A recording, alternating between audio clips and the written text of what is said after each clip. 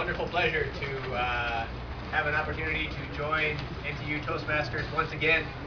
I've been doing this for about 4 years, and every time that I have an opportunity to come to a Toastmasters meeting, I continue to be impressed by the large number of people and the fantastic enthusiasm and also the excellent use of English. In fact, I think if this keeps up in another year or two, you will stop inviting me because you don't need any help with your English.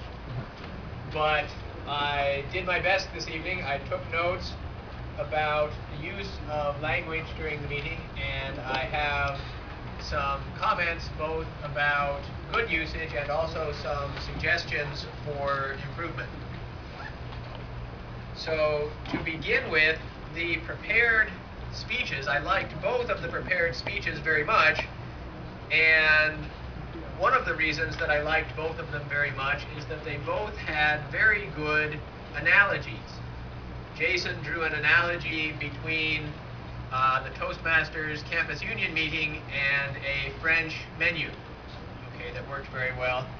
And Rex drew an analogy between scheduling your time and creating a character in a video game, or having your hit points or health reduced as you're playing a video game. Creating an analogy is a very effective way to use language. Okay? It makes your speech more interesting and vibrant and memorable for the audience, rather than simply having a narrative. If you draw an analogy to something that seems unrelated, it will help to make your speech more interesting and more effective. Okay, besides that general observation, I also have some specific suggestions about the use of English. Jason, where is Jason? Okay, excellent speech, and you do have a very nice voice. But I have a few suggestions for improvement. I think I heard you say about your winter vacation, it's still lack of an important element. Instead of that, you might say it still lacked an important element, instead of lack of an important element. And instead of saying, what is the feeling of visiting a club inside a company, you might say, what does it feel like to do something? What does it feel like to speak in front of an audience? What does it feel like to visit a club inside of a company? Instead of saying you can listen to speeches with a comfortable way, you can simply say listen to speeches comfortably. Be more concise. And unfortunately, I was trying to think about why this is the case, and I haven't decided why, but you can't say, do you know what's that? You wouldn't say, do you know what is that? You would say, do you know what that is? And I'm trying to figure out why, and I'm not sure. But that usage is not quite correct. I also heard you say, we visited a magnificent architecture. The problem is, architecture is a noun, but it refers to a field of study, not a physical building. Okay, you wouldn't say that we are in an architecture now, or that I'm going to build an architecture, or I'm going to visit an architecture, or I'm going to tear down an architecture. So instead you would say we visited a building with a magnificent architecture, or that had a magnificent architecture. Finally, I heard you use the word buffet, but you pronounced it with a T, buffet. So English is a very interesting and complicated language, obviously, and it draws its vocabulary from a number of other languages. Many words in English, you can guess the pronunciation by looking at the way that the word is spelled, right? But that doesn't always work, and one instance where it does not work is if the word is from the French and it ends in an ET. Okay, besides buffet, other examples are ballet, dance, which also ends in ET, and chalet.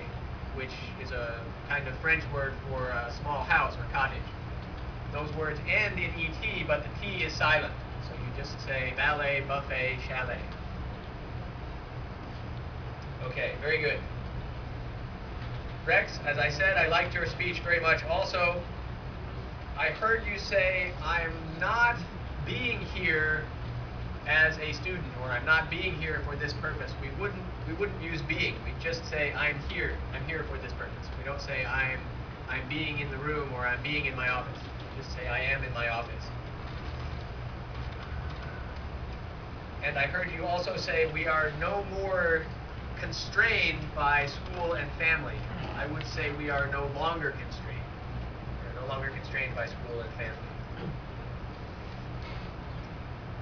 During the table topics session, I just have two suggestions. I heard one speaker say, I suggest that you learn Japanese except English. Does anyone have an idea for a different way of phrasing that? Besides English, or even better, you could say in addition to English. Or if you don't want to learn English, you could say instead of English. Okay, but you probably meant to say in addition to English, to learn Japanese in addition to English, or as a third language. You might want to learn Japanese as a third language. And to conclude my final comment, I heard one of our evaluators say that a speech aroused the audience's emotion, or was arising the audience's emotion. So there are two different words in English. There is arise and arouse. A-R-O-U-S-E, I think. To arise simply means to stand up. In the movie Frankenstein, the doctor says to Frankenstein, arise! Frankenstein stands up. Okay, so that is to arise. Arouse is more appropriate for emotions. Okay, that person arouses in me a sense of fear, or the situation aroused my suspicion, or aroused my concern. So I suggest that you use arouse instead of arise in that case. Okay, that's all of the specific comments that I have. Again, congratulations to all of you. Excellent speeches. Congratulations particularly to those of you that came up to the stage for the first time, especially our brave volunteers during the table topics and variety session speeches. I hope for those of you that are considering joining Toastmasters that you really do think about it, give it a strong consideration. You can see that it's a fantastic club. There's a great depth to the leadership, and as a person that's observed the club for a number of years, I know people that have gone through it, how much they've benefited from it, both in terms of improving their English and their leadership skills, and also from the friendships and experiences that they've had in Toastmasters. So strongly recommend that you join, and I will return control to our Toastmasters of the evening. Thank you very much.